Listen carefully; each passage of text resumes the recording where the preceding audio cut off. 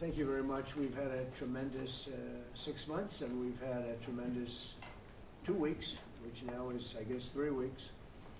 And we have a tremendous group of people here that have done a great, unified, beautiful job. I want in particular, because of what she's gone through this last few days, done an incredible job.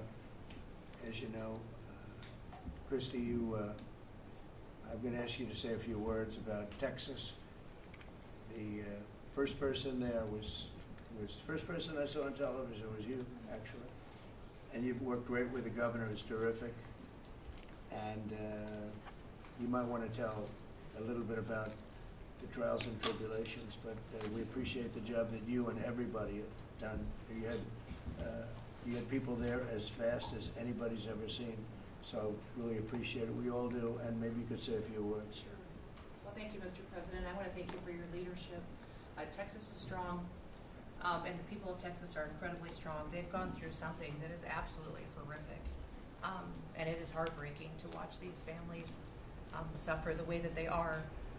As soon as this flash flooding event happened, you know, the governor has activated his emergency responders. Nim Kidd is his emergency management director, who is incredible, and has immediately worked with the local first responders to get help to individuals and get them evacuated, put requests into me. We deployed, sir, right away, as you know, because you and I were talking a lot during this time, the Coast Guard. We also had some assets out of Customs and Border Protection. Our BORTAC teams went in and helped with rescues and clearing debris so that we could get roads open and people get the help that they need. I think when I got there the most, sir, that day, as soon as I arrived on site, was getting a briefing from all the emergency responders, was just how unified they were in focusing on the fact that we're there to save lives.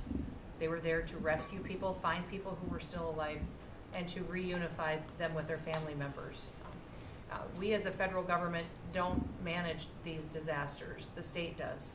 We come in and support them, and that's exactly what we did here in this situation. FEMA went to an enhanced level immediately, but as soon as you signed the major disaster declaration, we were able to get them resources and dollars right away, just like you envisioned, through state block grants to help them with cleanup. And we're still there in presence, and FEMA's been deployed, and we're cutting through the paperwork of the old FEMA, streamlining it much like your vision of how FEMA should operate, and it's been a much better response to help these families get through this terrible situation. We still are looking for people. We're still looking for a lot of little girls and other family members that were camping along that river, and they will continue until they find every single person, and we will continue to help them and assist in that. I was surprised when I got there at the camp that day, right after this happened, the parents that were there, the parents that were looking for their children and picking up their daughter's stuffed animals out of the mud and finding their daughter's shoe that might be laying in the cabin, and just hugging and comforting people matters a lot. I'm extremely grateful for God's hand in that whole situation, because hundreds and hundreds and hundreds of people were saved.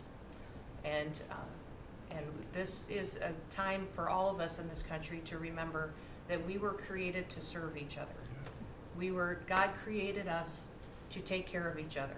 And that when we do that, we are happier, we are more fulfilled, and we can walk alongside people on their worst day and help them get through it and come out the other side, knowing that we can continue to live a life that God has purposed for us. So they're grateful for you.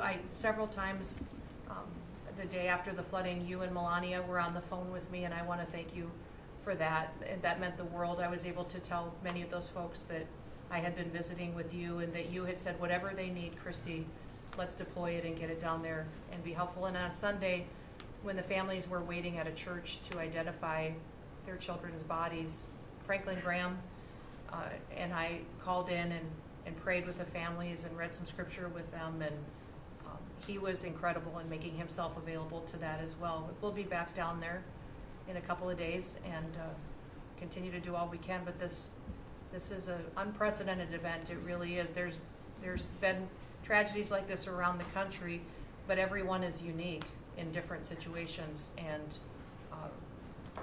the response the federal government had supporting the state through this, I'm proud of the people that stepped up and immediately came. The Coast Guard, when they came in, they had a difficult time even getting the aircraft in and landed. They had to try several times in the weather to get it in and deploy. And I think we've heard about, our one Coast Guard member that was responsible for saving over 165 people, but that entire crew did incredible work. And all the first responders there did incredible work. And I know people are getting tired now, but they're getting reinforcements and volunteers are showing up. And I just want to commend the governor and his team for being the leaders. And they're so thankful that you're letting them make the decisions and manage the response like it should be. And then us supporting them with the resources of the federal government. We've already deployed dollars to the state, much like the block grants that you've talked about. Right. So very grateful for that, sir. There's never been a wave like this outside of the breaking of a dam. Because this was almost a wave that ended up being 30 feet high, more actually. Now with the dam you can understand it, but this approached almost with that speed. When you see a dam break, it's not a pretty sight. It wipes out everything, and this is the kind of thing that built up so fast. And it's happened 2 or 3 times before over the years, but not to this extent. But tell them when you met the father who was picking up the daughter's clothing. And I had walked through so the sad. cabin where all the little girls died, and I had kind of fallen apart in there, but I walked out of the cabin, and a gentleman was standing there, and he said, that man over there needs a hug. And so I walked over to him, and I hugged him, and I said, do you work here? And he said, no, my little girl was in that cabin.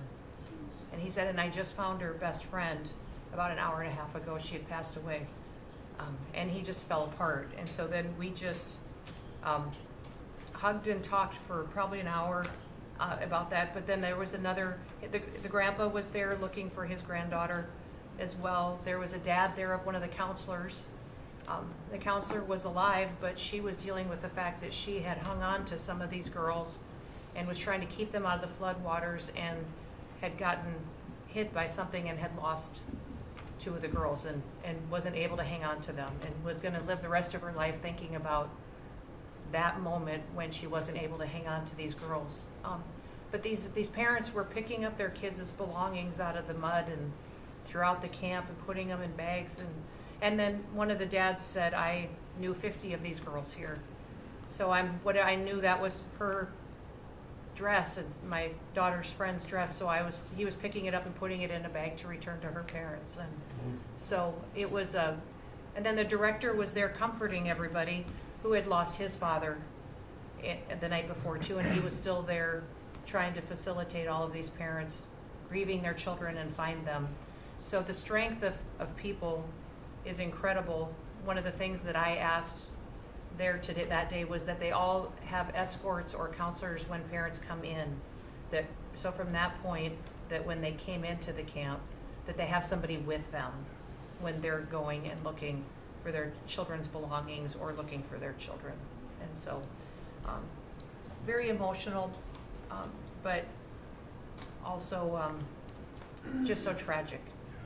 The relationship with Texas and the governor has been obviously very good for years with me, but the relationship with Texas and their first responders and us with our first responders and lots of other people, and we brought in a lot of helicopters from all over, and we had a lot of helicopters. It was actually dangerous, a lot of helicopters up there, but they were real pros, and they were responsible for pulling out a lot of people, and we got them there fast, and Texas had some good ones too, but the response has been incredible, and the fact that we got along so well, I don't even think that's a political thing, but we got along so well, and it was so unified. I think a lot of lives have been saved. That could have been as bad as it was. You could have lost double or triple. This thing was just really horrible. Well, congratulations on a great job, and appreciate it. I know you're going down. I'll be going down on Friday with First Lady to be taking a trip, and we don't want to get in anyone's way because that's what happens. The president goes and everyone's around focused on. I don't want anyone to focus on us, but it's possible they could have somebody saved still. There's a lot of areas. It's a big area, and probably unlikely at this point, but there could be. They're thinking there could be the possibility, but what a tragic situation. A good job, and we'll see you on Friday, and we'll finish out the day here. I think you've been reading a lot about, it's a terrible topic when you talk about financial after this, but we have a big country and we've been doing very well. The tariffs, as you know, are starting to come in at record levels. Tremendous amounts of money are coming in to our country. We never did that before. We're not used to it. We only have tariffs going out. We only adhere to the rules of other nations who charge us tremendous tariffs because we were led by stupid people or people without any business sense. And I'd like to ask Scott, you could maybe talk a little bit about how well we're doing with regard to the money coming in. And the big money will start coming in on August 1st. I think it was made clear today by the letters that were sent out yesterday and today. Go ahead, Chris. Yes, sir. We will have taken in about $100 billion in tariff income thus far this year, and that's with the tariff, the major tariff not having started till the second quarter. So we could expect that could be well over $300 billion by the end of the year. We don't agree with CBO scoring, but for those who do, the CBO scored tariff income over the next 10 years at $2.8 trillion, which we think is probably low. And sir, under your leadership, we're witnessing. And they gave us no credit during this last little, the great, big, beautiful bill. I always use the word great. I add that to it because it really is what it is. It's never been anything like it, actually. And I want to thank all the Republicans that voted for it. And I want to, scold the Democrats because they're voting for tax cuts. They're voting for no tax on tips, no tax on Social Security, no tax on overtime, and many, many other things far more important than that. Great health care. And frankly, every Democrat should lose their election because it was purely political to vote. They were told not to vote for it. So think of it, we got 218 to 2, and then with the Senate, we had 50 to 3. Democrats didn't vote at all, not one positive vote, with all of the good things in there. Economic development money, tremendous border money. Now you're loaded up on the border, and I don't think we're going to need so much of it because we had zero come in last month, so I'm not sure how much of it we want to spend. You may think about that. You may actually think about saving a lot of money because the wall's been largely built, and it obviously worked. But you may want to think about that. But so I think it's incredible when I watch the Democrats, and they have standard lines like they had Russia, Russia, Russia. They had the laptop from hell. It all came from Russia. They make things up and they go with it, and they feed it to you people in many cases. And they said, "Here's our line," and I hear the new line is death. Oh, it's death. Everyone's going to die. There's nothing to do with that. In fact, we're saving our country. Death is from allowing 25 million people into our country, of which 3 or 4 are stone cold, hard criminals. 11,888 are murderers, many of them committing more than one murder. That's death, and the Democrats did that. Joe Biden did that by allowing people to come in here just totally unchecked, unvetted, open borders, open borders. The whole world was dumped into our country from prisons, from gangs, from mental institutions. We had many people walking the streets, walking in areas that we don't know anything about, that came out of insane asylums. They released their the insane asylum population into our country, and it's amazing the job that you and Tom Homan are doing, by the way, on that.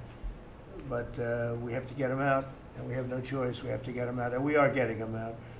And so, Pete, you want to tell them about our great military and how well we did with respect to the bombers and the B-2? We had the pilots here 2 days ago, and they were incredible people. Go ahead. Yes, sir.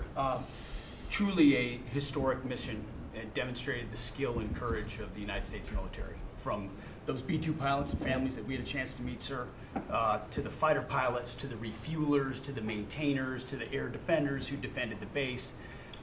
What was demonstrated on the world stage was American military might and capability. And it wasn't just Fordo and Esfahan and Natanz that took notice in Iran. It was the rest of the world, that we have a decisive commander-in-chief willing to use these capabilities, which are the best in the world. As the president pointed out, no one else could have done what America did there on that night, and everyone took notice of that. With the One Big Beautiful Bill, sir, we've got $150 billion additional to invest in Golden Dome and all the other weapon systems and stockpiles and shipbuilding priorities of yours. Another month, another historic recruiting bump. It's not just the Army and the Marine Corps anymore, it's the Navy, the Air Force, and the Space Force, all historically ahead of where they've ever been. So historic spirit inside the military. We had a chance to be at NATO, Marco and I, and see how the world responds to us saying it's time for you to shoulder the burden and take the lead for your continent. That only happens with President Trump leading. And we're proud to be a part of what's going on at the border, sir, with now a fourth national defense area where we're helping get to that number 0 and securing the border. But that mission, Operation Midnight Hammer, re-established deterrence. It reversed what happened in Afghanistan. You saw the debacle of what Biden allowed to happen in Afghanistan and what that did to our image. President Trump said, with Operation Midnight Hammer, we're reestablishing American leadership and deterrence, and we're proud to be a part of it, sir. And our so-called enemies were watching.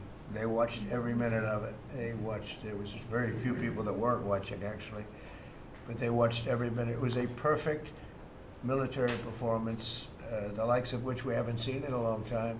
I mean, if you compare that to the same country, the hostages from years ago, Jimmy Carter, it was unfortunate for Jimmy Carter. He was a nice man, but with the helicopters going down, the sandstorms, the prisoners, they got captured, then the election and the prisoners and Reagan and all the problems. It was nothing but problems. And that was a failure. And ours was not only the pilots. I mean, those machines flew for 37 straight hours. They didn't stop. They went skedaddle. You know the word skedaddle? It means skedaddle. They dropped the bombs, and somebody said, skedaddle. Let's get the hell out of here. And every bomb hit its mark and hit it incredibly. And as you know, the Atomic Energy Commission said it's gone. That place is gone. We had a lot of fake reporting, mostly from CNN, where the scammer writer, a writer for CNN, who should be fired, by the way. She was involved with the 51 fake intelligence agents, if you remember that. She did that story, created a story out of it. She created a story out of the laptop from hell, saying it came from Russia, but it actually came from Hunter Biden's bedroom, or worse. Just a scammer, and she's still at CNN, which is pretty amazing. But we'll ask you a question about her. But they came up with this concept that maybe the attack wasn't that good. Maybe it, and I saw it happen right after the attack. I saw this person on CNN. I like to watch the enemy. You learn from the enemy. And I watch, because you have to know where they're coming from.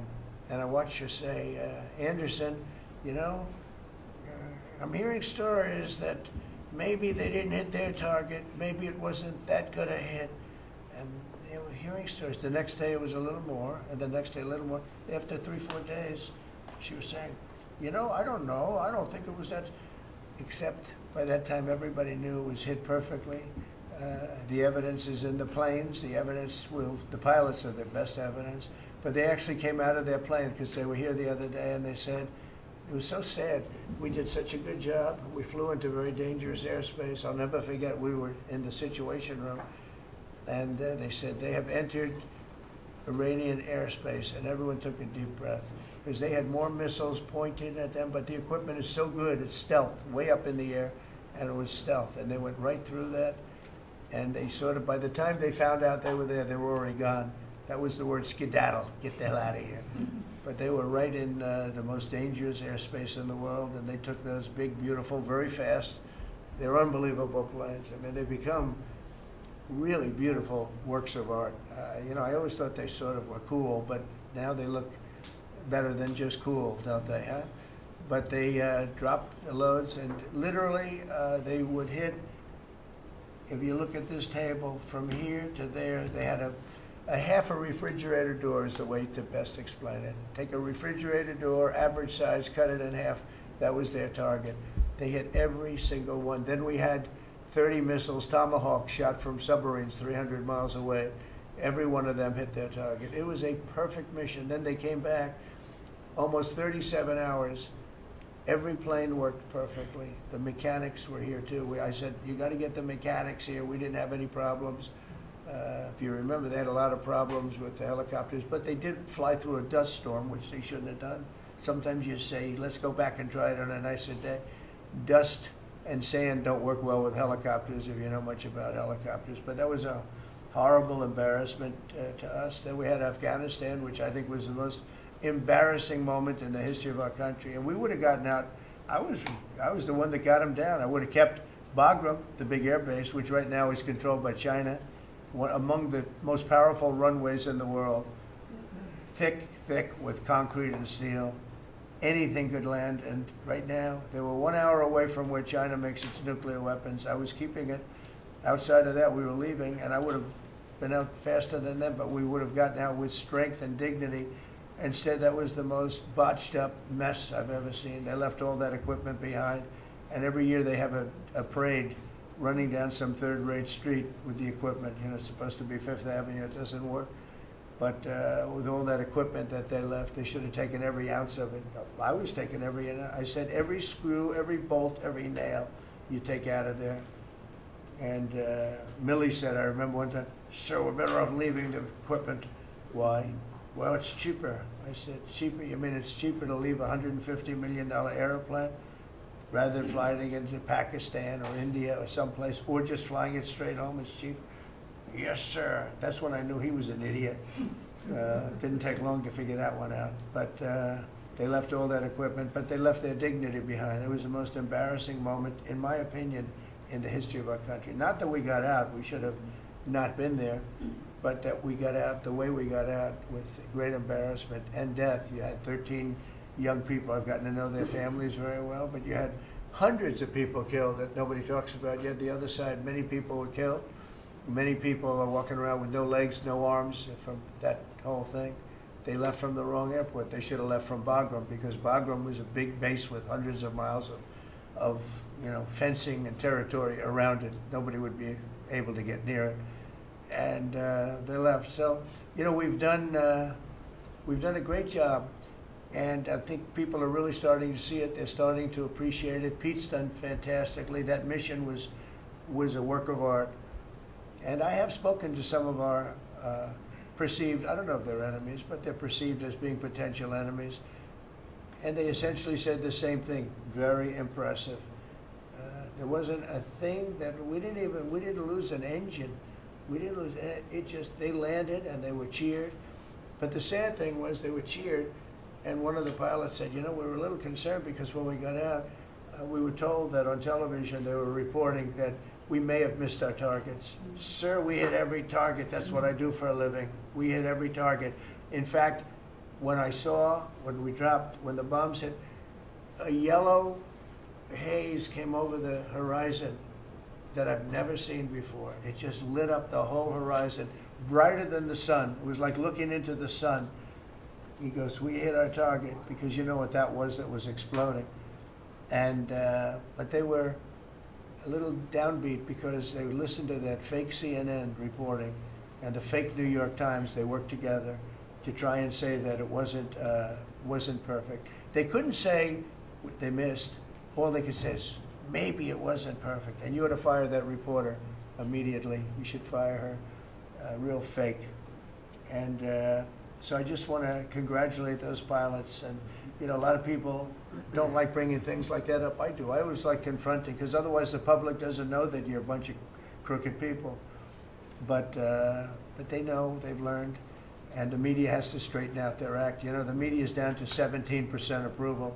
You got to do a little better than that. It's important for the country that you do better. I think they ought to make a lot of changes. I think changes are going to be made to the media, but it's hard to have a really successful country if you have a corrupt media, and we really have a corrupt media, and nobody really knows why. I mean, why would you want to have open borders and criminals pouring into our country? Why would you want to have men playing in women's sports, transgender for everyone, you know? You'll have to figure that out. But some of you don't. I mean, I'm looking at some people, they love the country, but I look at other people and they can't. But we're really proud of our military. It was, and the people that maybe don't like us or want to play games with us, because I think that had you not had the situation in Afghanistan, I don't think Putin would have gone in. I think when Putin looked at how stupid and incompetent that operation was, he said, wow, this might be a chance. And we're dealing with him now too. We're not happy with Putin. I'm not happy with Putin. I can tell you that much right now, because he's killing a lot of people. And a lot of them are his soldiers and their soldiers, mostly. And it's now up to 7,000 a week. And I'm not happy with Putin. Okay, any questions? Yes. Yes, sir. You just said that you're not happy with Vladimir Putin. Is there anything that you plan to do to act on that feeling of unhappiness? Well, I wouldn't be telling you. Don't we want to have a little surprise? You know, one of the things we did with the attack is that, and you asked that question, I didn't mean to be rude, but I'm in a rude because I'm looking at some of these crooked people up here, so I'm rude, but your question was asked very nicely. But one of the things we did is we went over every fact. We wanted to get every fact straight. We wanted to have the distance straight, the number of pilots straight. Everything had to be correct, because we want to be, this was a very important mission. If we failed on this mission, it was beyond the war that, you know, obviously we had with Iran and Israel, and a lot of hatred, a lot of years and years of hatred, centuries of hatred. People have never seen anything like it. So we wanted to be correct with all our facts. So, you know, what I was doing is just asking, it would be great if the media would be correct with their facts. That's all we ask for. So, go ahead. So finish it up. Oh, yes. Just sort of turning back to Russia, if there's anything that you would signal about your displeasure with them. Well, look, I'm very unhappy with them. There's no reason for this. It's turned out to be tougher, but it's only tougher. And I will say the Ukrainians were brave, but we gave them the best equipment ever made. We gave them the anti-tank busters that knocked out tanks. I mean, you just aim them in the direction of the tank and the tank is gone. We gave them missiles, the latest and the greatest. They were able to shoot down a lot of things that would have normally wiped out. You know, probably would have been a very quick war. It would have been a war that lasted 3-4 days, but they had the benefit of unbelievable equipment. And Europe gave them, we gave them far more, because Biden shouldn't have done that. He should have equalized. We should have given them the same, or we should have given actually less than Europe. It affects Europe much more than us, but we're in there for over $300 billion. Europe's in there for over $100 billion, but still, Europe gave a lot.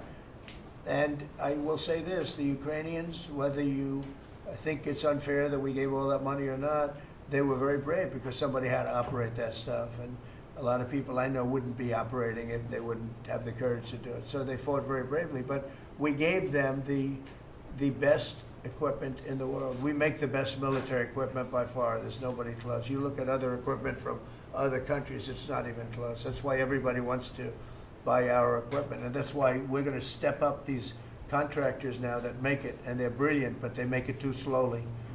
And we have to step them up, Pete, and let them make it at a much higher rate. Unfortunately, we have to do that. But if you look at our Patriots, if you look at our Tomahawks, if you look at our, well, what we do with tanks is, you wouldn't want to be driving a tank. You would feel nice and secure, but they are javelins, they're called. And I gave them the javelins. Remember, they said Trump gave the javelins and Obama gave them sheets, right? They called Obama at that time. Barack Hussein Obama, if you haven't heard, did a terrible job. But that was a war that should have never happened, and a lot of people are dying, and it should end. And I don't know, we get a lot of bullshit thrown at us by Putin, for you want to know the truth. He's very nice all the time, but it turns out to be meaningless. Do you want to sanction him? Lindsey Graham has a sanctions bill on Russia. Do you want him to move I'm that looking up? at it, yeah, no, I'm looking. The Senate is passing, and passed very, very tough sanctions. But yeah, I'm looking at And it. you'd sign that? It's an optional bill. It's totally at my option. They passed it totally at my option and to terminate totally at my option. And I'm looking at it very strongly. Yesterday you said you want to see more weapons. Go ahead, please. The Council of Economic Advisors released a new report saying that imported goods have actually decreased in price from December I know, it's not through March. amazing. Well, my question is, With the tariffs. the Fed chairman keeps saying that tariffs are going to cause price increases. Are we Are the sure? prices just not Chairman passed of the through? Fed? Yes, exactly. Are the You prices, do a better job than him. Are the prices just not passed through yet? No, I think what's happening is everything's evening out. You know, when we charge, see, what people don't understand, the other countries have been charged, almost every country charges us tariffs. We had deficits with everybody for years, for decades. And we were like this big monolith that made bad deals with everybody. We rebuilt South Korea and we stayed there. It's okay, we rebuilt it and we stayed there. And they pay us very little for the military. I got them to pay billions of dollars, and Biden then canceled it when he came in. I said to South Korea, as an example, we give you free military, essentially, very little. And I think you should pay us $10 billion a year. And they went crazy. But they agreed to 3. So I got 3 with a phone call. And I was satisfied. I said, but next year we have to talk. And then we had a rigged election, and we never got to talk. And you know what Biden did? They probably went to him and they said, listen, Trump treated us terribly, and we shouldn't be paying anything, and he cut it down to nothing. So that's what happens. It's ridiculous. That's the other thing. We're talking to countries about contributing to the military, not only just paying more in NATO, but contributing. We have 45,000 soldiers in South Korea. We have 45,000 soldiers in Germany, 52,000 actually. And that's a huge economic development for them. That's tremendous amount. That's like having a city. It's tremendous money for them, and it's a tremendous loss for us. So we're talking, in a very nice way, we're talking to them about it. It's very unfair. We supply the militaries to many very successful countries. I mean, South Korea is making a lot of money, and they're very good. They're very good, but, they should be paying for their own military. President Trump, could I ask you a question about Jerome Powell as well, and then a question to the Attorney question General? about what? Jerome Powell, and then I have a question for the Attorney General. Jerome Powell, who you've been pressuring to lower interest rates, he's facing accusations of lying to Congress, which is a potential crime about the Well, then he opulent. should resign immediately. We should get somebody in there that's going to lower interest rates. Do you want congressional Why don't you Republicans to call look for into- his resignation? Do you want congressional Republicans to investigate and It's pursue okay and with punish? me. I think he's terrible. I think, look, we're paying, I call him Too Late. T-O-O, Too Late, like Too Tall Jones for the Dallas Cowboys, right? Too late. He's always late. But he wasn't late with Biden before the election. He was cutting him like crazy. It didn't help too much, did it? But he was cutting him like crazy before the election with Kamala and Biden. He was trying to get them in, I guess. I don't know. He was recommended by somebody that worked for me. I like you better. If I could ask the Attorney General a question too, President. Sure. Your memo and release yesterday on Jeffrey Epstein, it left some lingering mysteries. One of the biggest ones is whether he ever worked for a American or foreign intelligence agency. The former Labor Secretary, who was Miami U.S. Attorney Alex Acosta, he allegedly said that he did work for an intelligence agency. So could you resolve whether or not he did, and also could you say why there was a minute missing from the jailhouse tape on the night of the staff? Yeah, sure. If Hey, I Pam, could, could I just interrupt for Sure. 1 second? Are you still talking about Jeffrey Epstein? This guy's been talked about for years. You're asking, we have Texas, we have this, we have all of the things. And are people still talking about this guy, this creep? That is unbelievable. Do you want to waste the time, and do you feel like answering? I don't mind answering. I mean, I can't believe you're asking a question on Epstein at a time like this where we're having some of the greatest success and also tragedy with what happened in Texas. It just seems like a desecration, but you go ahead. Sure. First, to back up on that, in February, I did an interview on Fox, and it's been getting a lot of attention because I said, I was asked a question about the client list, and my response was, it's sitting on my desk to be reviewed, meaning the file, along with the JFK, MLK files as well. That's what I meant by that. Also, to the tens of thousands of video, they turned out to be child porn downloaded by that disgusting Jeffrey Epstein. Child porn is what they were. Never going to be released, never going to see the light of day. To him being an agent, I have no knowledge about that. We can get back to you on that. And the minute missing from the video, we released the video showing definitively the video was not conclusive, but the evidence prior to it was showing he committed suicide. And what was on that, there was a minute that was off the counter. And what we learned from Bureau of Prisons was every night, they redo that video. It's old, from like 1999. So every night the video is reset, and every night should have the same minute missing. So we're looking for that video to release that as well, showing that a minute is missing every night. And that's it on Epstein. Mr. President, on the tariffs again, on August 1st, you've said is the deadline. What incentives do countries have to negotiate? It seems that deadline keeps moving. It was April 2nd, now it's... We didn't move, no. It's always been August 1st, that's when we're paying. A statement was put out today, and I put it out just to make it clear. It wasn't a change, it was August 1st. We don't change very much, every time we put out a statement, they say he made a change. I didn't make a change. A clarification, maybe. No, August 1st they pay. And everybody pays, everybody has to pay, and the incentive is that they have the right to deal in the United States. If they don't want to, they don't have to pay, and they don't have to deal here. But if they want to buy and make a lot of money and sell in the United States, they have to do that. If you go back and look at some of the good presidents, our country was the wealthiest, proportionately the wealthiest, from 1870 to 1913. It was an all-tariff country. We didn't have income tax. That came in in 1913. We had tariffs. And we had so much money we didn't know what to do with it. We had, we had a couple of presidents that were very, very strong. McKinley, I guess more than anybody, but he was the tariff king, but he was very, very strong. It's sort of sad. He made a fortune for this country, became very rich, and then Teddy Roosevelt went out and vice president, and he spent the money. And they said Roosevelt was a great president. And let's say he was a great president, but the money was paid by McKinley with tariffs. Tariffs are charged by other countries at levels that are ridiculous. And I call those other countries to say, and every one of them is willing to give us everything now, by the way, just so you know. Sir, we'll charge you no tariffs, nothing. We'll give you everything. We'll give you access to our markets. We'll give you everything. Is that a correct statement, Scott? Yes, sir. Howard, would you say that's a correct statement? Exactly correct.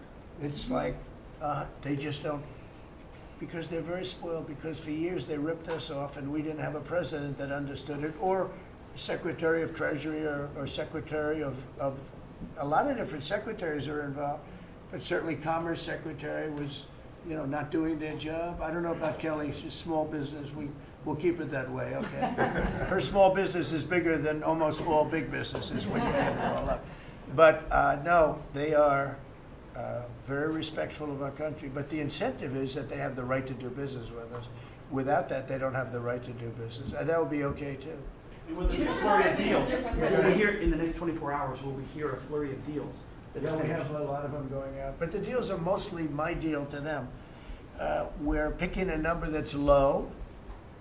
We don't want to hurt them, and fair. We're picking a number that's lower than, in most cases, lower than what they charged us. But it's amazing when you've paid all this money for years and they get one president that's a little bit different and a little tougher on this subject, and they're willing to drop everything they've been charging us for years and years. I mean, we have countries going, we will have you don't have to pay any tariff to come in and do business. They're giving us total access to their countries. They gave us no access to the country. They say, well, you cannot go into our country. Okay, good. Now we will give you total access and you don't have to pay any tariffs. But please don't charge us tariffs. And we don't like that deal. So the letters I send out are, we have made some deals. We can make a lot more deals. It's just too time consuming. It just makes it more complicated. And we can do things over the years too. We're not hard line, But it's about time the United States of America started collecting money from countries that were ripping us off and laughing behind our back at how stupid we were.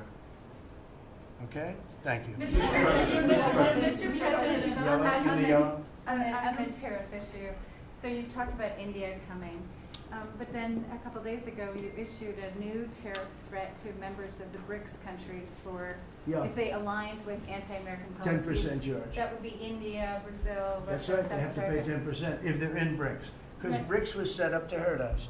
BRICS was set up to degenerate our dollar and take our dollar as the standard, take it off as the standard. And that's okay if they want to play that game, but I can play that game too. So anybody that's in BRICS is getting a 10% charge. Is that immediate, sir, or is Yeah, that pretty if soon. they engage in some behavior? Well, if they're a member of BRICS, they're going to have to pay 10% tariff, just for that one thing, and they won't be a member long. I thought BRICS was, I said this about a year ago, and it largely broke up. But, there are a couple that hang around, but I thought it largely broke up. BRICS is not, in my opinion, not a serious threat. But what they're trying to do is destroy the dollar so that another country can take over and be the standard. And we're not going to lose the standard at any time. If you have a smart president, you will never lose the standard. If you have a stupid president like the last one, you would lose the standard. You wouldn't have the dollar as you. And if we lost the world standard dollar, that would be like losing a war, a major world war. We would not be the same country any longer. We're not going to let that happen. The dollar, you ever hear the expression, dollar is king? The dollar is king. We're going to keep it that way, okay? And I'm just saying, if people want to challenge it, they can, but they're going to have to pay a big price. And I don't think any of them are willing to pay that price. Does that Red dress, jeopardize? please. Thank you, Mr. President. Are you optimistic about reaching a tariff deal with the European Union soon? Well, the European Union has been speaking to us, Ursula and the whole group, and they've been very nice. They treated us very badly until recently. Now they're treating us very nicely. It's like a different world, actually. They've treated us very badly. They were among the toughest to deal with. Actually, in many respects, they were much worse than China. Look at what they do to our companies. They sue Apple. They sue Google. 17 billion they got from Apple on a lawsuit that they didn't have a case. They have, judges that are European Union judges. And they take so much money away from our country in terms of that, in terms of other things that they do. They're very tough. But now they're being very nice to us, and we'll see what happens. We're probably 2 days off from sending them a letter. We are talking to them. I just want you to know, a letter means a deal. A lot of people said, we got 200 countries. We can't meet with 200 countries. We have a few trusted people that know what they're doing, that are doing a good job, but you can't do it. You have to do it in a more general way, but it's a very good way. It's a better way. It's a more powerful way. And we sent them a letter. You read the letter. I think it was well crafted. And mostly it's just a little number in there. You'll pay 25%, 35%. We have some at 60, 70. Those are ones with massive, where we have massive trade deficits because they've treated us very badly. But I would say in every case, I'm treating them better than they treated us over the years. Don't you agree with that? I do. I could have done much. I could have been much harsher. I don't want to do that. We want to have relationships, but in every case, they treated us far worse than I'm treating them. I'm treating them very good. I could go higher with the tariffs, but I don't want to hurt them. That's why when you just read it, you come up with the number. It's so incredible that prices are actually going down. Just so you know, when I got in, everyone said, "Oh, eggs are going through the roof." That was the first. I was in for about 4 days, and they started screaming at me about eggs. I said, "That's Biden's problem." I didn't know about eggs, but eggs went up about 5 times. You did a fantastic job, and we ended up shortly getting. In fact, for Easter, they said go out and buy plastic eggs. You can't use real eggs. Well, we bought 200,000 eggs for the White House for the Easter egg hunt that we have at the White House, and there were eggs. We had the price down, and now the price is lower than it was before. We did a good job with eggs, but we did a good job with groceries. Our prices are down in this country. A big part of it's oil. The oil, you had a couple of places last week. You had $1.99 for oil, for gasoline. Nobody thought they'd see that. I want to get it lower if I can, but we've done a good job. You've done a very good job. Do you want to say a couple of words about that, you and Chris, about what's happening with energy? Well, absolutely, but I would say on the pricing side, President Trump, the fact that you've endorsed and supported a policy of energy dominance, that sends a signal to the market that we're going to have more supply. You talked during the campaign about inflation being a country buster. You've broken the back of inflation in 6 months among all the other things you've accomplished. We have no inflation. And we've got, and then heading into the 4th of July, these were the lowest gas prices at the pump in 4 years. And again, for Americans, this is like hundreds of billions of dollars that stay in their pockets because we lower the price of gas at the pump. But when we lower the price of energy, it lowers the price of food, it lowers the price of the clothes you wear. It's the biggest thing. It's the biggest thing. It's like a big tax cut.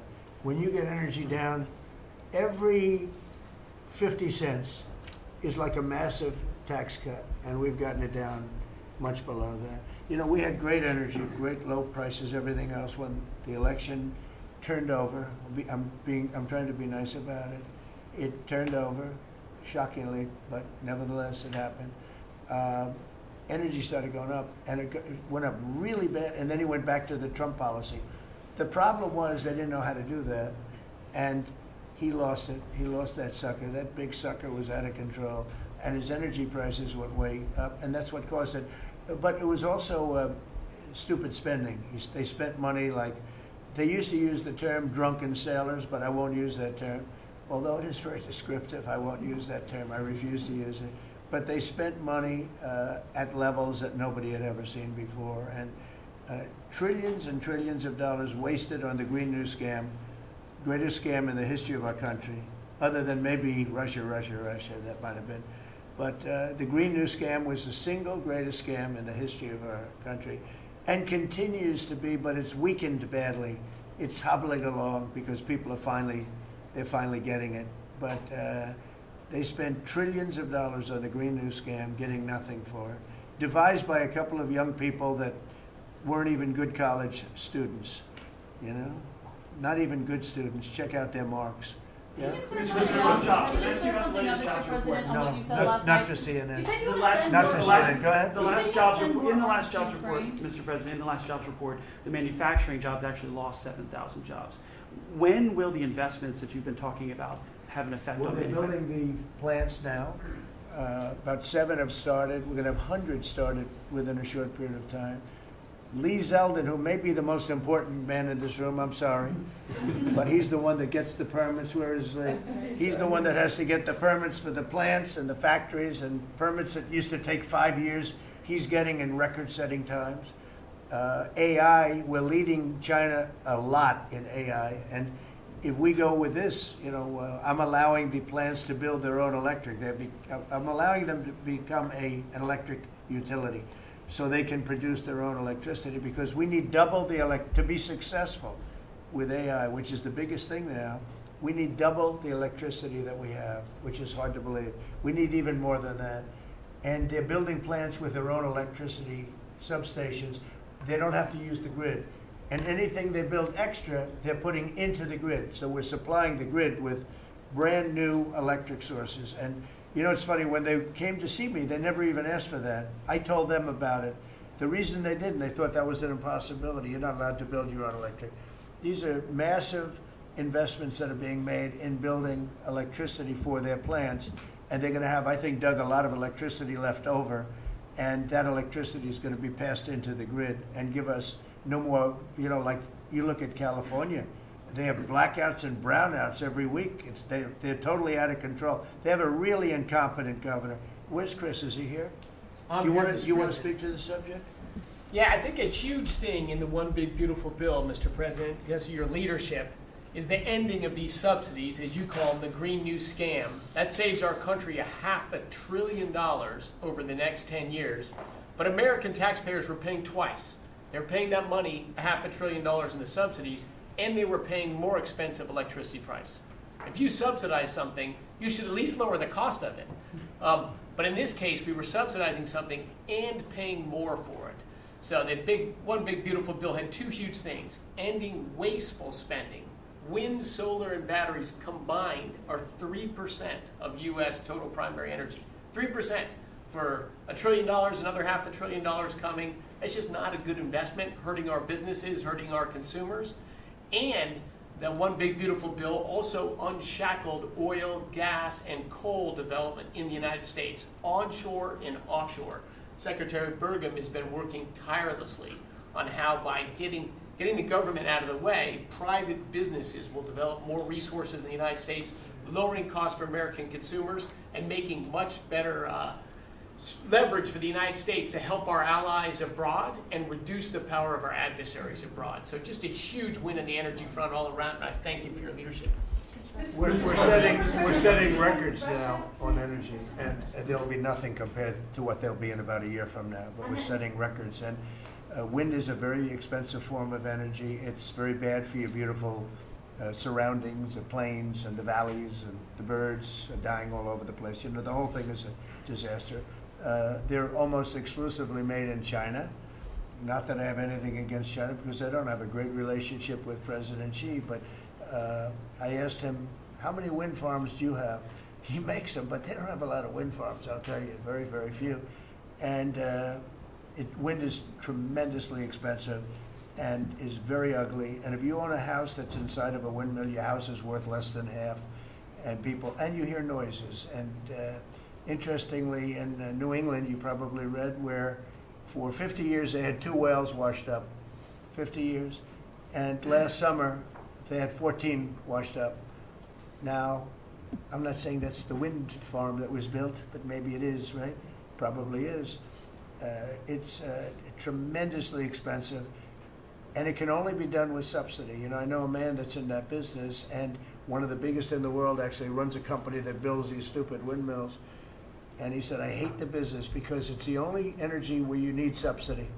He said, energy shouldn't need subsidy. You should make money with energy. So wind. The other one is the solar, those big solar fields. They're taking our farmland. Our farmers are like mortified by it. They hate it. It's very, very inefficient and very ugly too. You know, probably better than a windmill, but you go around and you see all these things that are 3 miles long by 3 miles wide, and you say, what the hell is that? And it's a lot of plastic from China. It's plastic, black plastic from China. Now, we want to be smart. We're going with, look, China right now is building 58 coal-fired plants, 58 big ones. They have 62 on the books to build. We've reintroduced clean, beautiful coal, because you know you can do a lot with coal now. Clean, beautiful coal, and natural gas, and all of the other things that we have. But we don't want wind, and we don't want solar, because they're a blight on our country. They hurt our country very badly, and smart countries don't use it. Solar sounds good, I will say, and I like, on occasion, you'll see a roof which is made out of solar brick, but it's a smaller use. We need the kind of thing that's going to fire up our plants, and it's not going to be wind, you know, that is very intermittent, as you probably know. But they've spent a fortune. They've spent trillions of dollars on this stuff. And I'll just give you one other story. A friend of mine is a very successful guy. He went back to see his mother in Minnesota. Hadn't seen her in a long time. And he wasn't back for 10 years, which isn't a nice story. I mean, you don't see your mother for 10 years. She's got some difficulties, which I know the guy, he does have some difficulties. He's very successful, but probably not the nicest person. It was actually longer than 10 years, but he went back and he told me he wanted to go and look at the valley. There's a valley in Minnesota that he thought was so beautiful. And I hadn't seen it in a long time. And he's driving along the road. He said, oh my, I'll use the word gosh, oh my gosh. He said, oh, he said, it looked like a junkyard. You had 159 windmills. They were all over the place. Some were old, some were newer, different companies, different shapes, different sizes, different colors. Many of them were terminated meaning closed. You can't take them down because the environmentalists don't let you bury the blades because they're made out of a fiber they say is bad for the earth. So they want you to put them up, but they don't let you take them down. But many of them were turned off. He said it looked like a junkyard. Go to Palm Springs, California, and take a look at that pile of junk. You go into a wealthy neighborhood. Before you get there, you have to ride through hundreds of windmills that are, most of them are turned off, they're rotting, they're rusting, they're 30 years old, 20 years old, and they have a very short life. You know, those windmills have a very short life, especially the ones that are in the nice salty Atlantic Ocean and Pacific Ocean, where the salt just gets under that steel and decimates it. Now, it's a horrible, horrible thing for our country. And I speak out. It would be nice to say wind, because it sounds so good, doesn't it, Doug? Wind, wind. But it's not. It's these ugly machines, and they're all made, you gotta see, some are a little taller, a little shorter. They're made by different companies. They have different stocks. They have different blades. They have different everything. It is so horrible. And if you look at smart countries, they don't use it. Smart countries don't use it. And we're now a smart country. We're not we're a brilliant country. We're not smart, we're brilliant now. We're gonna be a brilliant country. We have to be, because we have to catch up for some really stupid people that did a bad job. Yes, Brian? Yes, Mr. President, I've got a quick comment and feedback as a native Texan, someone that I grew up bringing my kids to a camp very near the affected camp now. Thank you on behalf of Texas. I've gotten hundreds of messages that want to thank. It's if you're in the cabinet room, you can tell the president and his team on behalf of Texans, thank you so much for the quick response and the loving, the hugs. I saw that you gave. Two quick questions. I saw a Palestinian senator. His name is Schumer. He's a great Palestinian. No, he's a Palestinian. He's become a Palestinian. He's abandoned the Jews. But I saw him say, it's Trump's fault. Yeah, that's right. It's Trump's fault. He was actually, do you ever see John Lovett's The Liar? Where he goes, yeah, I went to Harvard. That's right. This was Schumer. He goes, yeah, it's Trump's fault. That's right, it's Trump. I actually saw that stupid guy try and blame it on me, and I said, man, that's a tough one to take. But his career is limited, because I hear AOC is going to beat him, and she's no bargain either, by the way. Go ahead. Well, I'm just saying that's an example of an America First team effort to get this country back. So that's what America First looks like for the viewers watching us at home. My two questions. Looks like we have a rogue judge, an Obama-backed rogue judge that is attempting to block the funding to Planned Parenthood, which the big, beautiful bill cuts off the funding to Planned Parenthood. Any plans to challenge that? Okay. Absolutely. Yes, we're on it.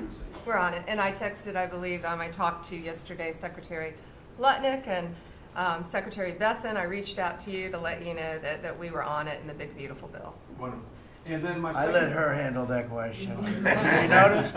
I said, go ahead, handle that question. We'll toss it to her. Then my second question was Secretary Rollins. You did an amazing press conference today in front of the Department of Agriculture. You talked about the Farm Act and the need to get China out of our country, owning farmland. For the viewers at home that might have missed that, can you recap what that means to national security, to make sure we can grow our own food? Well, thank you, Brian, sir, if you don't mind. Yes, this morning Secretary Hegseth, Secretary Noem, and Attorney General Bondi and I had a press conference at the USDA. I just happened to have a chart in case it came up, but obviously the Chinese owning of farmland in our country is a massive national security issue. And for the media, you can see the yellow is where all of the farms have been purchased over the last number of years, and the red is around all of the military bases where that farmland has been purchased. So this is a massive national security issue. The press conference this morning included 3 of our greatest governors as well, Sarah Sanders from Arkansas, Jim Pillen from Nebraska, and Bill Lee from Tennessee. The states have begun taking a leadership role to ban the purchasing of China farmland. Obviously, Congress needs to step up and catch up, and we're going to be working alongside of them as well. We had some of our members, great members of Congress there, but it is time, and I think that this morning was symbolic of many things. The first of this administration working every day to effectuate President Trump's leadership and unequivocal support of America First. But second, just how close we are as a cabinet. I don't know in any other administration that you'd have 4 cabinet members at the USDA on a Tuesday morning when it's about 110 degrees outside with the sun beating down on us talking about, sir, your vision. So I think it was a great day. It was just the start. There's an executive order coming and some other things coming behind that. But protecting America's farms isn't just about protecting our farmers. It's also about national security. So that's what we discussed this morning. I do want to say that I think we have had a really good relationship with China lately, and we're getting along with them very well. They've been very fair on our trade deal, honestly, and I hope we're going to have a great relationship. It's a big, strong, powerful country. We're more powerful than they are. We have much better military equipment than they do, but we are getting along with them very well. I'm getting along with President Xi very well. We speak often. And with all of that being said, and I understand what you're saying, but I think we're getting along with China very well. Mr. President, you want to send more weapons to Ukraine, as you said last night. Last week, the Pentagon paused some shipments of weapons to Ukraine. Did you approve of that pause? We want to put defensive weapons because Putin is not, he's not treating human beings right. He's killing too many people. So we're sending some defensive weapons to Ukraine, and I've approved that. So who ordered the pause last week? I don't know. What did you tell me? I think that's a question for the Go Pentagon. ahead. Mr. Yeah. President, on immigration, the Secretary of the Agriculture did say this morning that undocumented workers would not be covered by any amnesty who are working on farms. You had said maybe that the ISA folks won't go after those folks on farms. So which is it? There's no amnesty. What we're doing is we're getting rid of criminals, but we are doing a work program. Do you want to explain that, please? Yeah, this morning we talked about, of course, this was a top of mind question. This morning we talked about protecting the farmers and the farmland, but obviously this president's vision of no amnesty, mass deportation continues, but in a strategic way, and then ensuring that our farmers have the labor that they need. Secretary Chavez-DeRimmer has been a leader on this. Obviously this comes out of the Labor Department, but moving toward automation, ensuring that our farmers have that workforce, and moving toward an American workforce. So all of the We've above. got to give the farmers the people they need, but we're not talking amnesty. Lori, do you want to say something about Yeah, that? thank you, Mr. President. On this, thank you, Secretary Rollins, how important this is never to displace the American worker. What the Department of Labor is doing is focusing on what the law entails now, being more modernized, more streamlining, to work through the H programs. We're going to have a concierge Right. approach to that, where we have developed a new office to answer the need of our farmers and ranchers and producers, and not to displace the American worker, and follow within the law now, and that does not include an amnesty program at all. And we've seen that working, and we'll continue to have that roll out. On the other topics that we've somewhat talked about, the jobs numbers, Mr. President, 4 months in a row, we've seen those jobs numbers increase. That's an exciting time for our Right. manufacturers. That was asked earlier. We know it's going to take some time, but through that deregulation process that Lee and I are working on as well, the Department of Labor has rolled out 63 new deregulations that we're going to be moving through. In the first Trump administration, it was successful with over 30.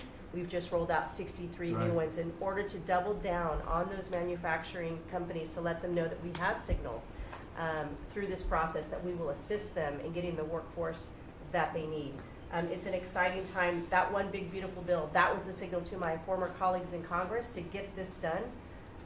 It's been an important time. I spent time on the ground visiting 7 states in 9 days prior to that bill being passed, because it was the most pro-worker piece of legislation that we will ever see really in this country right now. No tax on tips, no tax on overtime, no tax on Social Security. That matters to the American worker, because we don't want to take their money and give it back. We want them to keep more of their hard-earned dollars in their pockets currently, and that's what they're excited about. And as I move forward with those tariff talks, I heard a company, orthopedic company in Indiana, say to me, for the first time since you have taken office, Mr. President, their increase in their bottom line by 8% since these tariff talks have happened. Not one company has said the president is not doing a good job. These tariff talks are working. They're feeling it on the ground. The media has told a false story, because what's happening on the ground is positive, and that's what we're seeing in these jobs numbers. So I really, through the Department of Labor, to come in behind all the secretaries and build this workforce is going to be key to the American worker. So thank you for what everybody did this last week. The One Big Beautiful Bill is a doubling down of this, and we're going to see these workers start to grow. And that apprenticeship program is going to be working. That's We'll right. have that It's gonna 1 million be great. apprentices across the country. We, as you know, we're building plants all over the country now, which you weren't building any plants 4 years ago. You weren't building anything. But those plants, when they open up, it's going to be, you'll see numbers like you haven't seen ever. I don't think in history you'll never see numbers like what we're going to see in the very near future. Many of them are building the plants. Some are just starting right now. You know, it's a brand new administration. But, and they wouldn't be here except for two things: November 5th, the election, and the tariffs. And frankly, I guess the election was more important because of the tariffs. I mean, another person wouldn't have done this. But they're coming in because of the tariffs. They have to, they're not going to pay 25, 30, 40, 50%, 70, and 100%. And we'll be announcing something very soon on pharmaceuticals. We're going to give people about a year and a half to come in, and after that, they're going to be tariffed if they have to bring the pharmaceuticals into the country, the drugs and other things into the country. They're going to be tariffed at a very, very high rate, like 200%. We'll give them a certain period of time to get their act together. But they were all here, now they all left. They went to other places because we allowed, people that sat in this room allowed it to happen. And I don't allow it to happen. The people in this room don't allow it to happen. So we're going to be announcing pharmaceuticals, chips, and various couple of other things, you know, big ones. We did steel, as you know, they're 50%. We did aluminum, 50%. Lumber just came out. Mention that's copper. And we did cars. And now, today we're doing copper. Copper, what would that tariff be on? The sectional tariff? I believe the tariff on copper, we're going to make it 50%. 50%. Any breakthroughs on See, I'm Gaza? glad he didn't question it, because Any I sort of thought, what would that be? Just a quick one. I didn't have much time, but he agreed with me. That's why he's Howard. Right? Any breakthroughs on Gaza with the Prime Minister, and there's reports that you're meeting with Netanyahu again tonight. Is that Yeah, accurate? I am. He's going to come over again tonight. We're talking about Gaza, mostly Gaza right now. It's he's been very unfairly treated. I think what they've done to him in Israel is very unfair, having to do with this trial. I think, you know, he's a wartime prime minister, had an unbelievable outcome, and I think he's been treated very unfairly. But he's coming over later. We're going to be talking about, I would say, almost exclusively Gaza. We got to get that solved. Gaza is a tragic. It's a tragedy. It's a tragedy. And he wants to get it solved, and I want to get it solved, and I think the other side wants to get it solved. Steve, could you talk on that, please? We're in proximity talks now, and we had 4 issues, and now we're down to 1 after 2 days of proximity talks. So we are hopeful that by the end of this week, we will have an agreement that will bring us into a 60-day ceasefire. 10 live hostages will be released, 9 deceased will be released. We're meeting at the President's direction with all the hostage families to let them know, and we think that this will lead to a lasting peace in Gaza. And you're doing a good job. It's a tough one. It's a tough one. A lot of hate, you know, it's called long-term hate, but we think we're going to have it solved pretty soon, hopefully with a real solution, a solution that's going to be holding up. And can I follow up? This is, I think, the first cabinet meeting since Elon Musk has not been a special government employee, not here anymore. He's now saying he's going to create a third political party. Are you worried about the impact that could have? No, I think it'll help us. It'll probably help. Third parties have always been good for me. I don't know about Republicans, but for me. Are you second guessing any of the cuts that DOJ made? Since you No, described it as off look, the rails look, the other day? we cut hundreds of billions of dollars with DOJ. We could have done it differently. I would have done it differently a little bit, maybe, but it was something that we saved a lot of money. You can always second guess. I guess some of the people in this room maybe would have done it slightly differently, and some would have done it exactly the way it was done. But it was dramatic, and it was important, and we found a lot of things like billions of dollars given to people for environmental protection, where they had $100 in the account, like in Atlanta, Stacy, and then you had another one with 20 billion here, 20 billion here, and 2 billion here, and 15 billion. And Lee, you might want to mention just a couple of those things. We really got because of DOJ. At the Trump EPA, the one big beautiful bill was filled with many big beautiful wins for the taxpayer. It delivered a sledgehammer to the Green New scam. Billions of dollars rescinded. So it's a big deal for the American taxpayer who sees money go through pass-throughs, that are filled with self-dealing and conflicts of interest. They see unqualified recipients. They see reduced agency oversight, and they want accountability with their tax dollars, and they got it. So in the example of the Stacey Abrams connected NGO, they received $100 in 2023. They got $2 billion in 2024. They had to complete training on how to develop a budget that was put into their grant agreement. They, out of nowhere, started paying a CEO $800,000, a COO $450,000, 22 people making over 150 grand. Out of nowhere, this is tax dollars. So money go through pastors, through other pastors, through other pastors, and we lose oversight over it. And you see that it's going to former Biden officials, it's going to former Obama officials, it's going to Democratic donors. And we're not here saying we want to take money from a left-wing NGO and give it to a right-wing NGO. We want to give it back to the taxpayer. This is about us being good stewards of American tax dollars without any apology or regret. That's why President Trump was elected last November. Because there are a whole lot of people who maybe they hadn't voted Republican in a long time. Maybe they didn't even vote for President Trump the first time around in 2016, but they're regretting that vote from 2016 and they were making it right in 2024. So the One Big Beautiful Bill gave us the tools to rescind billions of dollars more. We're seeing hundreds of thousands of dollars that'll get wasted per electric vehicle as an example of this money that was going through it.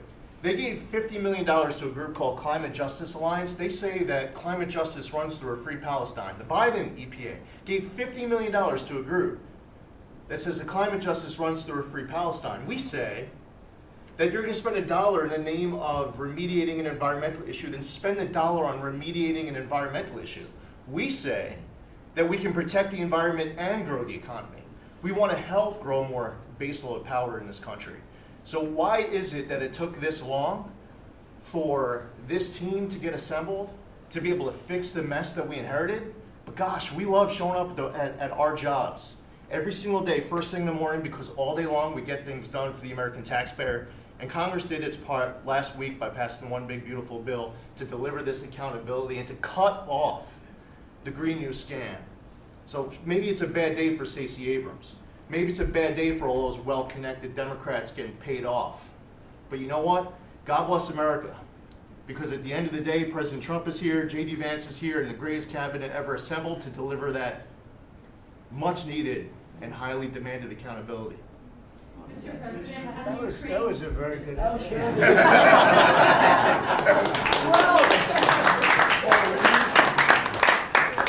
And that's from the heart.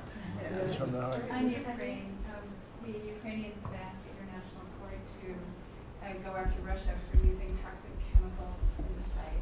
Germany and Germany and the Netherlands have had intelligence saying that.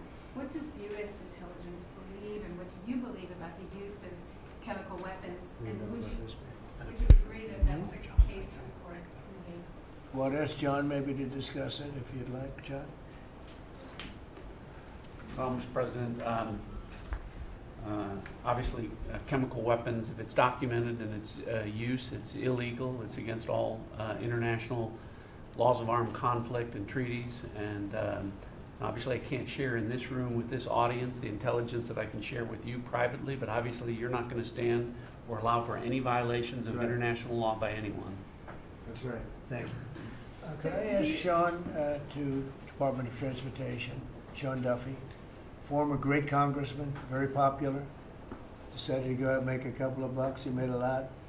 And he got bored with that, though. He likes serving people better, the people.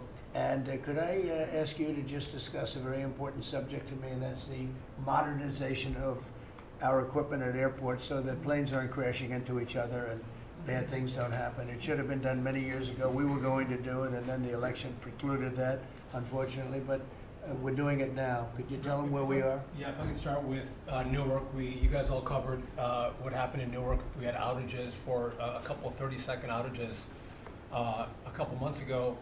We have, in 2 months, Mr. President, it's historic speed, laid new fiber lines for communication. and tested those in the next month. So those new lines for the Philly Tracon that controls the Newark airspace, they're up and running, Great. lightning fast speed. very June was the most on-time June ever in the history of Newark for air travel. So that's going incredibly well. By the way, we shouldn't have dealt with this because Joe Biden and Pete Buttigieg had moved the center from New York to Philadelphia. They didn't test the lines. They didn't do the work, which is what brought us all these problems. But in the big beautiful bill, we got $12.5 billion. This is a historic investment in air traffic control. And so what the money is going to allow us to do is move from copper to fiber all over the country. So new copper lines. We think we can do that in 1.5 to 2 years. We have radar that dates back to the 1950s, some of it from the 60s and 70s. We get brand new radar across the country as well. We have some infrastructure money to build TRACONs and centers, the en route centers that control the traffic across the country. So this is a massive new start to rebuild air traffic control. And again, this is dilapidated. Americans think that their government takes care of them and makes the investments that are necessary to make the country work. And for 30, 40 years, the investments weren't made. And so under your leadership and direction, we are making those investments. And per your direction, right now we are interviewing what we could call a general contractor or an integrator. One company to manage, it's a massive project. The FAA is not qualified to manage this kind of a project. So we are now going through the process of finding who that one company will be to manage the whole project. We'll interview those companies together and make that selection. So we'll write one big beautiful check to one beautiful company that'll be responsible for this this whole build. But if I can just make one last point, this is not enough money. We're going to need more. But this is a massive new start, the biggest investment. We'll need some more money on top of it, but a great start from the big beautiful. It's a starter. It was very important to us. And just to cover that, there have been accidents, and my pilots, I would often hear them say, "Oh, good," and they would use a different system, a different country to land in New York. They'd use the radar and other things from a different country. I said, "What's that?" He says, "Oh, our system is so bad." And I knew that. We were all set to start, and Boot Edge came in, and what they did was so crazy because they hooked it copper into fiber, into steel, they had all different systems. They had hundreds and hundreds of contractors, different contractors for different airports. They spent billions of dollars, and they made the system worse because you can't hook copper into fiber. It doesn't work that way. You just can't do it. It's not doable, but they tried to do it. Didn't work out too well. And in the end, it was just a complete disaster. We want to have one great company. Now, Raytheon's going to bid, IBM's going to bid. We have 5 or 6 bidders that really are good and do this stuff. And we want one, because I know about overruns. I look at the railroad out in California, headed up by one of the worst governors in our country, who I used to get along with actually, but he's just, when you lose 25,000 houses and you would have had your cities burned down. If we didn't step in, Los Angeles would have been burned to the ground. But you look at that, and I said, I really know how to build, and you got to have one guy, one contractor, one great one, whether it's IBM or Raytheon is good, but you have 4 or 5 that are really, really great, and they're all bidding against each other. But you don't want to have one doing the wire and one doing the digging and one doing the demolition and then they're all saying they all blame each other because they're saying they were late and therefore you have to pay me millions of dollars more money. I know the system so well, and we're going to have a great company do the whole thing. We're going to get a fantastic price. Maybe we'll get them, they're very big and very strong, and maybe we'll get them to make a contribution toward getting it done at the right price. But we're going to have a great system. When we finish, we will have the best system on earth, done by one of the 2 or 3 best companies. There are only a few companies can do this. This is not. But if you would have seen what this other group did, they were going crazy. They had, I heard 3,000 contractors. And then when it all came together, guess what? It didn't work. It's a disaster. So we're going to have in a pretty short period of time, so it'll take us about 2 years to build it. And we'll have a contract given out probably over the next couple of months. We have some great bidders, some great companies that want to do the job. You're going to have great air traffic control. Just to make one last point on this. So the last administration signed a contract with an American company to fix the copper to fiber, and that contract was a 15-year contract. The system is failing today, but that's how idiotic and incompetent the last administration was. And under your leadership, we're saying, listen, we don't have time. We don't have 15 years. We don't have 5 years. We have to do it right now. And so the president always talks about on time and on budget. We have embraced that. We are going to be on time and on budget. And by the way, you mentioned a train out in California. Stay tuned for, probably give us 5 days and you'll have an answer on what's going to happen with the $4 billion that we potentially have invested on a train that's going to go nowhere. It's going to be $120 billion that'll never connect San Francisco to LA. Again, the last administration wasted so much money on projects that never work. If you're going to have high-speed rail, you're going to invest billions, we should actually have high-speed rail in America, not boondoggles that fund political friends and allies and family They had members. from San Francisco, inside of San Francisco to inside of Los Angeles. Should have never been built because airplanes do it better. And you could drive it. You could drive it. No problem with driving it. The roads aren't even crowded. So they were going to do this. Somebody's idea. Somebody got paid off a lot of money and they started it. It was going to cost a very small amount of money. And it ended up costing literally hundreds of times what the original. And now what they did is they said, well, going into the city is too big a deal. So we'll leave it 25 miles short of the city. So now they're leaving it. They're not going to finish it, really. It's not the same project. So now they're leaving it outside of San Francisco and outside, short of each. They just want to get it done, and I've never seen cost overruns. You know, if you have a cost overrun of 10%, you should be ashamed of yourself. 20%, you should not do any more jobs. This is a cost overrun of 2,000%, something like that. It's unlimited, and it's not finished. And maybe it will never get finished.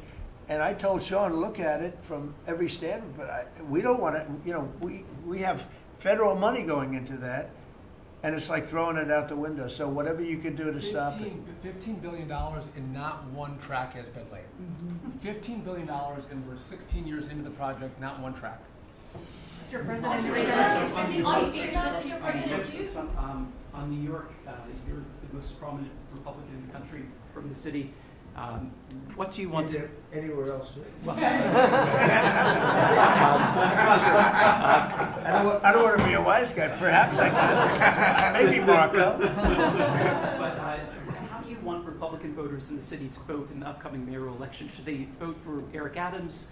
Should they vote for Sliwa? Should they pick someone else? Look, number one, you have a communist running, and you shouldn't vote for him. He's a disaster. He's leading. He's got the Democrat nomination because that shows you where the Democrats have gone. He actually wants to take over the grocery stores of John Catsimatidis, who's a great guy, a rich guy, grocer, does a good job, wants to take over. He actually called me the other day. He's concerned his stores are going to be taken from him, and they won't be run like John runs them. Believe me, he runs a good operation. But he actually said he wants to run his own grocery stores.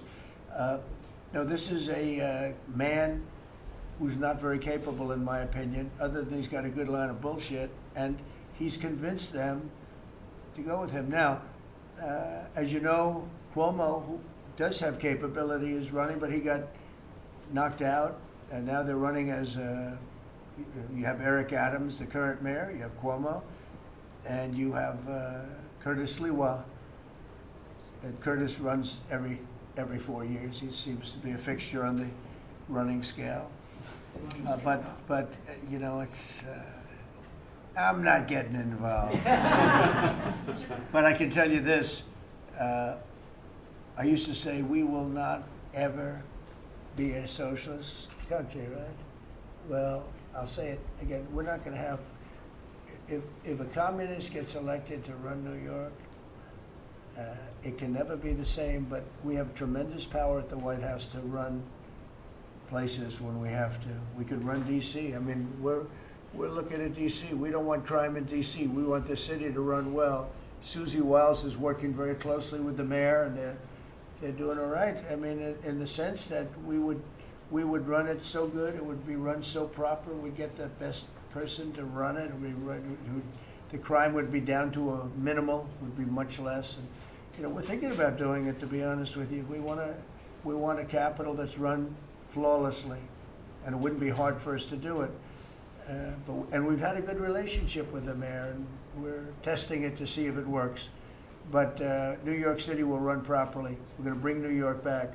I love New York. You know, I loved New York for a long time. Then we had a bunch of crooked people in there. You have an attorney general who's a total stone cold crook, New York State, Letitia James, a total crook. All they do is want to go after political opponents. They do what's ever expeditious for them. She's the one that took out Cuomo because she wanted to run for governor, and then she ended up getting 1% of the vote. She polled at 1%. She dropped out, went back to attorney general.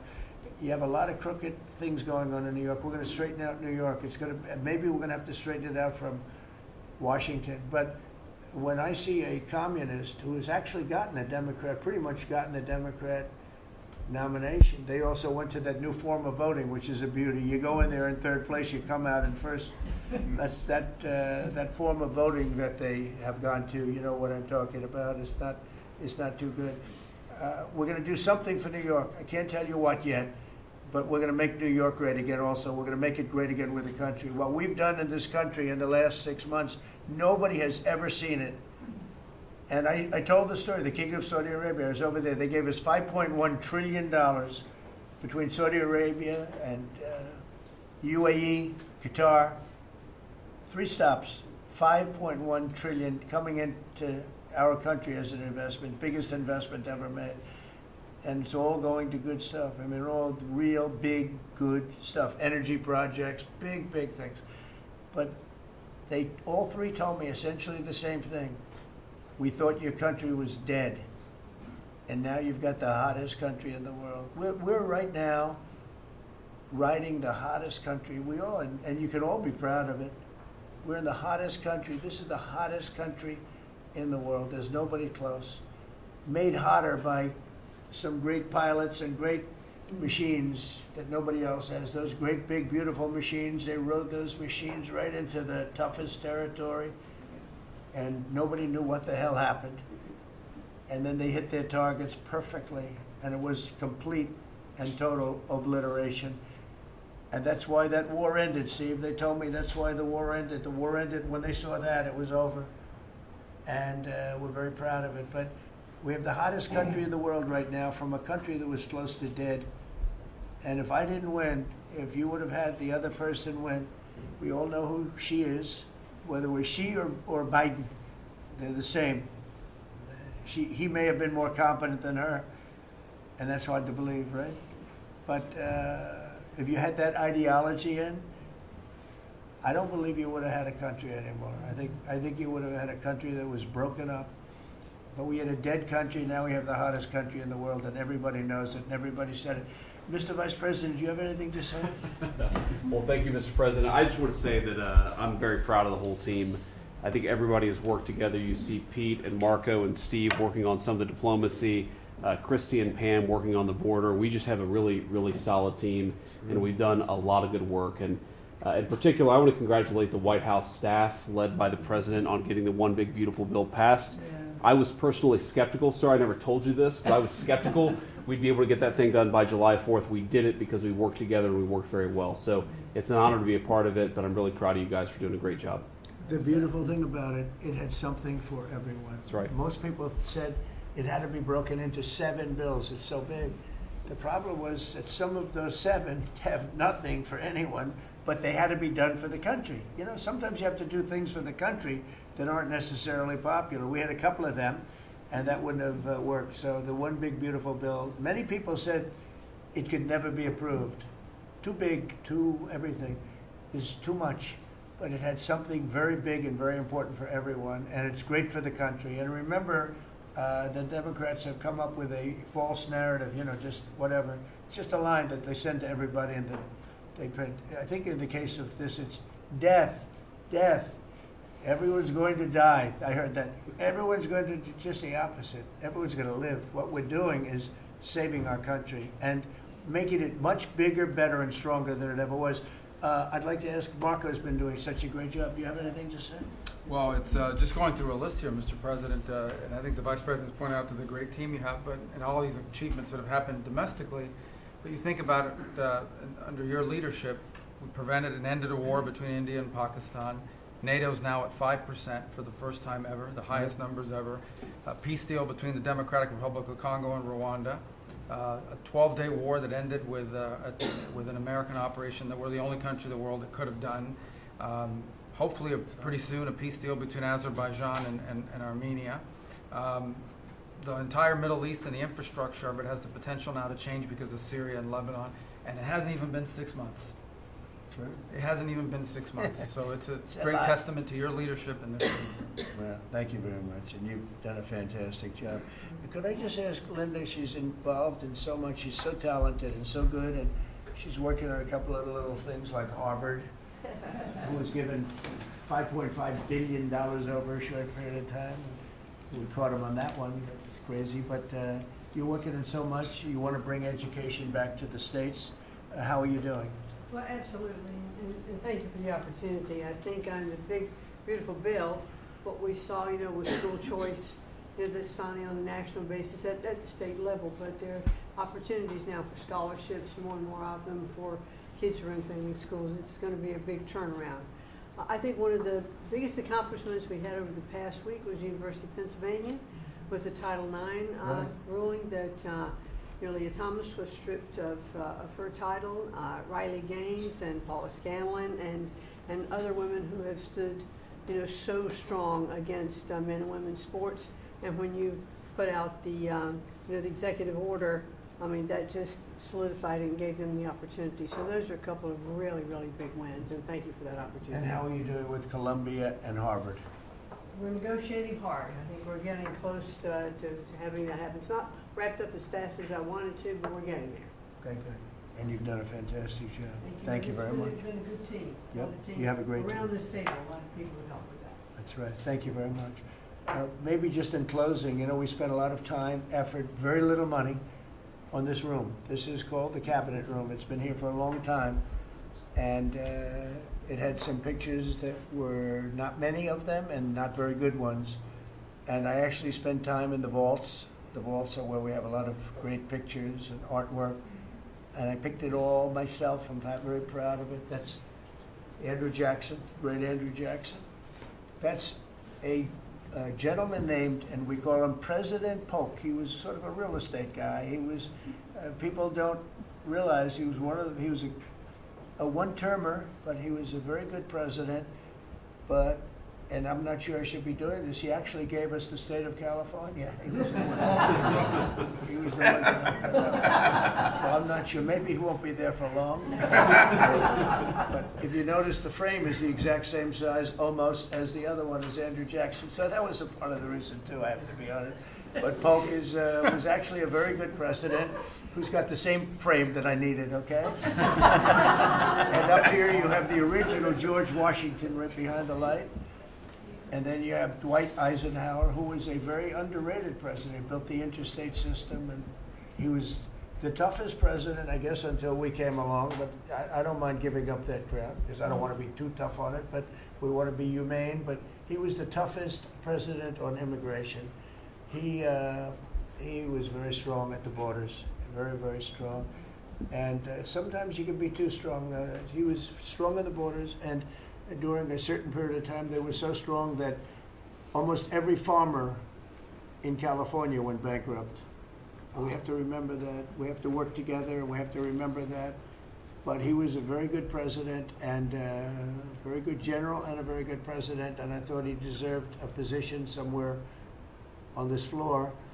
And then you have, this is very exciting to me, he was not a Republican, to put it mildly, but he was, he was a four-termer. He was Franklin Delano Roosevelt. And if you notice, there were a lot of ramps outside. We have ramp, people say it's an unusual place for a ramp. It was because of him. He was wheelchair bound, but he was an amazing man. It's an amazing portrait, and we used to have him in the room, a different portrait, and it was a terrible portrait. It was almost like it was done by a child. And I used to say, I can't believe that he would have approved of that portrait of himself. And I was in the vaults and looking at things. I said, what's that? And we have some great curators here. We have 6 curators at the White House. They have 2 for paintings, they have them for furniture, they have them for different things. I guess cost is no object. Okay, cost is, maybe I'd have 1, but that's all right. But we have 6, and they're very talented, though. And he said, that's a picture of FDR. I said, really? Let me see it. They took off the wrappings, very well preserved. And they said, that's the picture they've been looking for years. That was the picture of Franklin Delano Roosevelt. And I said, oh, wow. And likewise, that fit, see frame-wise, it just doesn't work. It doesn't work if you have, I want to be nice, but it doesn't work if you have a big frame, a little frame, and but it's like perfection. I'm a perfectionist.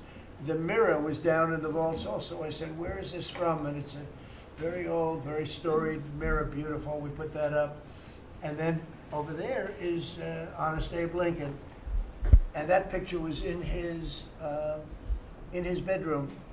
And we thought that this would be a very important place because this is where wars are ended. I'm not going to say wars are declared. I'm going to say wars are ended, okay? We'll be positive. And that's the picture of Abe Lincoln from his bedroom, sat in the bedroom for many, many years. That was his favorite picture of himself. And the Lincoln bedroom is very famous. You remember when Bill Clinton had it and he rented it out to people. Okay? We don't do that. But it's an incredible room. And we took that picture from his bedroom. That's Abe Lincoln. And then over here you have John Adams, and it's they were the first occupants of the White House, 1800. And John Quincy Adams, Mrs. Adams, they were the first occupants. So we have them looking at each other, and in between their stare is Abraham Lincoln trying to make peace. And that picture was in a room that I have that was not important, like the cabinet. I gave it up. I said, I have to give it up because that's one of the greatest pictures of the White House. The White House is tremendous art. And the Oval Office, when we're there, we'll go over that. That's really been something. Then we got the drapes, so we got the whole thing. We got new drapes. We got new, wasn't a big expense, very, very small. And we took some of the chinaware and silverware and trophyware, they call it, from the vaults, and we had it cleaned up, hadn't been shined up in 100 years. Some of this has sat in the vaults for over 100 years, amazing. Over 100 years. Many of the pictures that were put up in the Oval Office as an example, those two as an example. So he was president. They moved in 1800, and he won the election, I believe, in November of 1800, John Quincy Adams. And we thought that would be, he was considered to be a good president, and he was the first occupant of the White House, so it sort of made sense. And I love the frame of those pictures. Look at those frames, you know? I'm a frame person. Sometimes I like frames more than I like the pictures. And we have the flags of the Marines, and Space Force now has its own flag. I'm very proud of Space Force, but the Army, Navy, Air Force, Marines, Space Force, the whole thing. And Coast Guard is right there. You never forget the Coast Guard. They do a great job. So we have the flags throughout the office. And it's really become quite a beautiful place. I don't want to tell this, Marco pointed it out. I was going to leave the clock. So as president, you have the power. If I go into the State Department or Department of Commerce or Treasury, if I see anything that I like, I'm allowed to take it. Do you believe this? So I'm in Marco's, I see this gorgeous clock, grandfather clock, and there it is. I said, Marco. He didn't know about it. I had to read him the rule and regulation. I said, Marco, I love this clock. Look at it. It's beautiful. He said, what clock? I said, the clock that's in the other room is incredible, and nobody gets to see it there. Marco, I tried to talk him into it first, and it sort of worked, and then I had to use a little more. I said, I'd love to take that clock out and put it in the cabinet room. He said, no, are you serious? I said, Marco, I have the right to do it, Marco. And he said, all right, what the hell? So that's his contribution to the cabinet room. But it's, by the way, it's an incredible clock. And, you know, it's an important room. So you may see it again. Maybe we'll move it back someday. Anyway, so that's pretty much it. But it really is great. here we put out, these lamps have been very important, actually, whether people love them or not, but if you see pictures like Pearl Harbor and Tora Tora Tora, you see movies about the White House where wars are being discussed.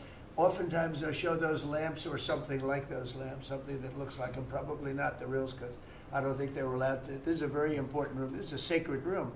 And I don't think they made movies from here. You never know what they do. But they were missing medallions. See the medallions on top? They had a chain going into the ceiling. And I said, you can't do that. You have to have a medallion. They said, what's a medallion? I said, I'll show you. And we got some beautiful medallions. And you see them. They were put up there. It makes the lamps look better. So we did these changes. And, when you think of it, the cost was almost nothing. We also painted the room a nice color, beige color. And it's been really something. The only question is, will I gold leaf the corners? You could maybe tell me my cabinet could take a vote. You see the top line moldings, and the only question is, do you gold leaf it? Because you can't paint it. If you paint it, it won't look good because they've never found a paint that looks like gold. You see that in the Oval Office. They've tried for years and years. Somebody could become very wealthy, but they've never found a paint that looks like gold. So painting it is easy, but it won't look right. And the question is whether or not we should gold leaf it.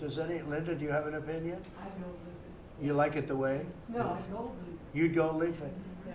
Who would gold leaf it? Could I raise you? How about, would you gold leaf it? I was gonna ask about McKinley, one of your favorite presidents. Well, McKinley was a great president who never got credit. In fact, they changed the name of Mount McKinley, and I changed it back because he should have been. The people of Ohio he was the governor of Ohio. The people of Ohio were very happy when I did that. I heard they were very insulted. They took the name of Mount McKinley off. That was done by Obama a little while ago, and I had to change it back. I changed it back. He actually was a great president. He was a president. He was the tariff, the most, I guess, since me. I think I'm going to outdo him, but he was a tariff president. He believed that other countries should pay for the privilege of coming into our country and taking our jobs and taking our treasure. That's the way he explained it. They took our jobs and they took our treasure, and for that they should pay. And he made them pay, and he built a tremendous fortune. In fact, in 1887, they had the Great Tariff Committee was set up in 1887 because our country had so much money, we didn't know what to do with it. And they set up a committee of, as they called them, elites, a term that we have to change because I think a lot of the people that are elites aren't elite. I think the people that aren't elite are elite, so we're going to have to maybe switch that around somehow. But they had a committee that was set up to spend the money because it was such a large amount of money at that time. It was nobody had seen anything like it. And it all came in from tariffs. And people didn't pay tax. There was no income tax system. I told you that came back in 1913. That came back and lived well for a while. And then you had the Great Depression. And then later they tried to bring back tariffs, but the whole thing was, this was after the Depression. That was one of the great misconceptions. Is people like to say, oh, but it was during the no. The country had a Great Depression, and then after the Depression, long after it started, they brought back tariffs to see if they could save it, but it took them really 25 years. When you say about 25 years to get out of the Great Depression, a lot of people don't understand that.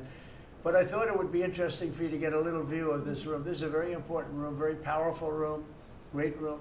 And we've done similar, but even beyond this, in the Oval Office. We brought back pictures of some of the great presidents. Many of them were in the vaults for over 100 years. Originals all, beautiful, beautiful things. And rather than sitting in a vault downstairs for 128 years, I thought we should display that. And we did that, I think, in a really good way. We've gotten very high marks. But it's interesting. People walk into that room and they look around the room. They don't even want to talk to me. They could look at it for hours.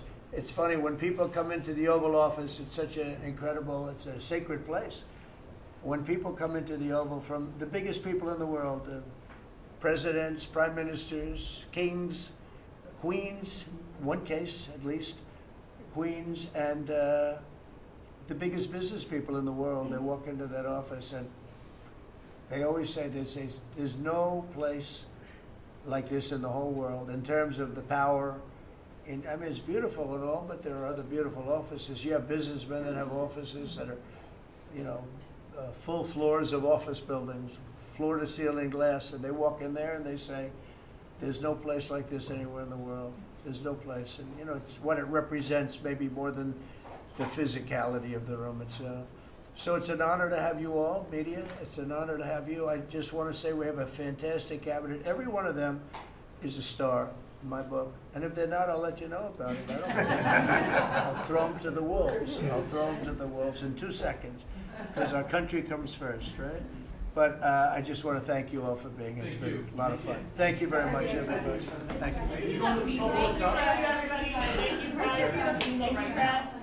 Thank you, press. Thank you, press. I'll tell you some other time. Thank you. Thank you guys for moving. Yeah, I will. Are we talking about next week or Yeah, here? Sunday. I'm gonna go. You're gonna bring the trophy I'll be with going you? to the game. You're Yeah, delivering the trophy. I'm gonna deliver it. They have it in my office. Yes, I know. You're right. You're giving it up? Yes.